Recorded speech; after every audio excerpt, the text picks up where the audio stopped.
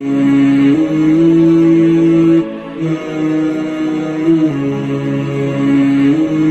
forget, like, subscribe and share to the famous scholar Mufti Inamullah Khalid. یاد رکھیے کہ سطر کا ننگا کرنا اللہ کے ہاں محبوب نہیں بلکہ گناہ ہے، یہ لعنت اور معصیت کا سبب ہے۔ مرد کا سطر جو ہے وہ ناف سے لے کے گھٹنوں کے نیچے تک ہے۔ اگر نماز کے اندر یہاں سے لے کے ناف سے اوپر تک اس کے درمیان کا کوئی حصہ ننگا ہو جائے، چاہے انسان تنہائی میں نماز پڑھ رہا ہو تب بھی نماز ٹوٹ جاتی ہے، نماز نہیں ہوتی۔ یہ میں اس لیے بیان کر رہا ہوں کہ بہت سے احباب یہاں پہ نماز کے لیے تشریف لاتے ہیں اور انہوں نے وہ پتلون اور شرٹ پہنی ہوتی ہے، جب وہ سجدے میں جاتے ہیں تو ان کی شرٹ چھوٹی ہونے کی وجہ سے وہاں سے نکلتی ہے اور پیچھے والا کافی حصہ ننگا ہو جاتا ہے، اسی طرح نماز پڑھ کے چلے جاتے ہیں۔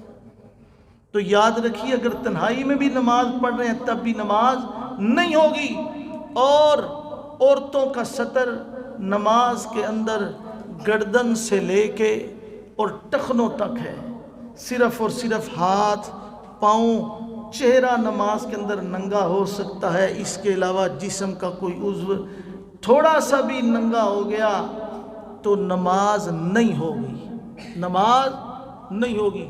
اور آج ہم اپنی صبح سے لے کے شام تک کی زندگی دیکھ لیں، ہم پورے کے پورے ننگے پھر رہے ہوتے ہیں۔ مرد تو مرد، عورت اس بیماری میں سب سے زیادہ مبتلا ہے۔ آپ صلی اللہ علیہ وسلم نے فرمایا کہ وہ خواتین کبھی جنت کی خوشبو بھی نہ پا سکیں گی جو لباس پہننے کے باوجود ننگی ہوں۔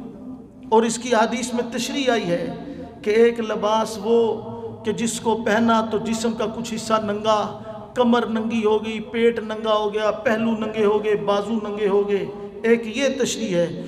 دوسری تشریح یہ ہے کہ جسم ننگا نہیں لیکن لباس پورا ہے، باریک اتنا ہے کہ اس میں سے جسم نظر آ رہا ہے، یہ بھی اس زمرے میں آتی ہے۔